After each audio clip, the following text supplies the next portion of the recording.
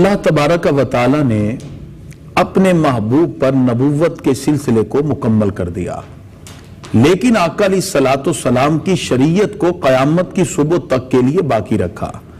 خالق کائنات نے اپنے محبوب کی شریعت کو باقی رکھتے ہوئے کچھ ایسے نفوس قدسیہ کو روئے زمین کی طرف بھیجا جنہوں نے آقا علیہ الصلوۃ والسلام کی دعوت و تبلیغ کے سلسلے کو رکنے نہ دیا۔ چار دان عالم کے اندر آقا دو جہاں صلی اللہ علیہ وسلم کی شریعت کا پھریرا آج جو ہمیں لہراتا ہوا نظر آ رہا ہے، یہ انہی اولیاء کرام کے دم قدم سے ہے، جن میں سے ایک عظیم ہستی حضرت سیدنا غوث سمدانی، قطب ربانی، شہباز لامکانی، پیر پیراں، میر میراں، حضرت شہنشاہ بغداد عبد القادر جیلانی الحسنی والحسینی رحمت اللہ تعالی علیہ، آپ کی ذات والا ستودہ صفات ہے۔ سبحان اللہ۔ جتنے بھی اولیاء کرام ہیں ان سب میں آپ کا مقام و مرتبہ سب سے اونچا اور اعلیٰ ہے۔ نبی کریم صلی اللہ تعالی علیہ وسلم کی امت کے اولیاء میں آپ کا وہی مقام ہے جو رسول اللہ صلی اللہ علیہ وسلم کا سارے نبیوں میں مقام ہے۔ یعنی جس طرح ہمارے آقا علیہ الصلوۃ والسلام نبیوں میں سب سے اعلیٰ، اسی طرح غوث اعظم رضی اللہ تعالیٰ عنہ ولیوں میں سب سے اعلیٰ۔ سبحان اللہ۔ اللہ تعالیٰ قرآن مجید میں ارشاد فرماتا ہے، الا ان اولیاء اللہ لا خوف علیہم ولا هم یحزنون، خبردار جو اللہ کے ولی ہیں ان کو نہ کوئی خوف ہوتا ہے اور نہ ہی وہ غم کی کیفیت میں مبتلا ہوتے ہیں۔ اللہ تبارک و تعالیٰ نے زمانے ماضی میں جو کچھ گزر چکا ان کے غموں سے ان کو آزاد کر دیا، مستقبل میں آنے والے تمام خطرات کے خوف سے ان کو مبرہ کر دیا۔ اللہ تبارک و تعالیٰ نے قرآن مجید فرقان حمید کے متعدد مقام پہ اس کا ذکر کیا۔ ولی کا ایک معنی ہے قریب ہونا، ولی کا دوسرا معنی ہے دوست ہونا، ولی کا تیسرا معنی ہے مددگار ہونا۔ اس کے علاوہ بھی معنی قرآن مجید میں ذکر ہوئے۔ یہاں جو اللہ تعالیٰ نے ارشاد فرمایا الا ان اولیاء اللہ، یہاں مراد اللہ کے دوست ہیں۔ اللہ فرماتا ہے جو میرے دوست ہیں ان کو کوئی غم اور کسی قسم کی کوئی خوف کی کیفیت ان پہ طاری نہیں ہوتی۔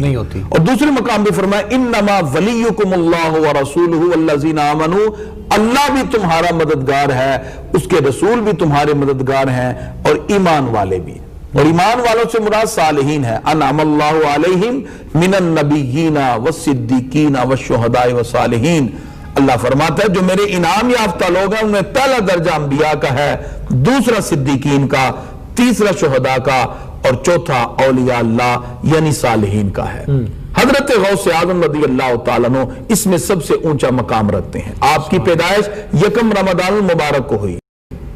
آپ کے والد گرامی حضرت سید ابو صالح موسیٰ جنگی دوست رحمت اللہ تعالیٰ علیہ ہیں، اور آپ کی والدہ ام الخیر حضرت فاطمہ رحمت اللہ تعالیٰ علیہا ہے، اور یہ حسنی حسینی سید ہے، اسی وجہ سے آپ کو نجیب الطرفین سید کہا جاتا ہے۔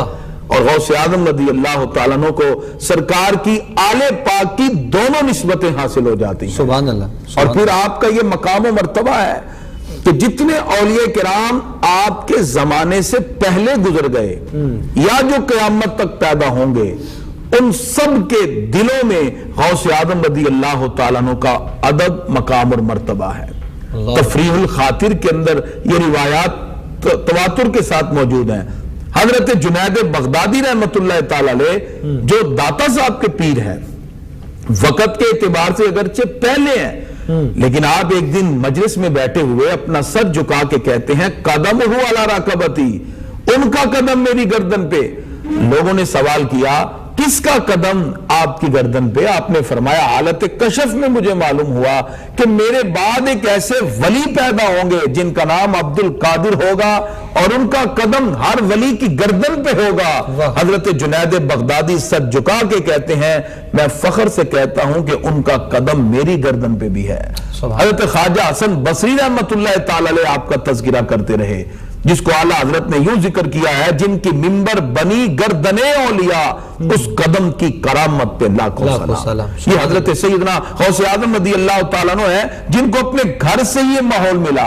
ان کے ماں باپ جو نجیب الطرفین سید ہے، انہوں نے گھر کے اندر ہی آپ کو یہ ماحول دیا، اور آپ کی جب پیدائش ہوتی ہے یا آپ سحری کے وقت دودھ پیتے ہیں یا افطاری کے وقت، جو پیدا ہو کر قدرت کی نزاکتوں کو پہچاننے لگ جائے اسے ہی غوث الورا کہتے ہیں، اور اللہ نے آپ کو مادر زاد ولی پیدا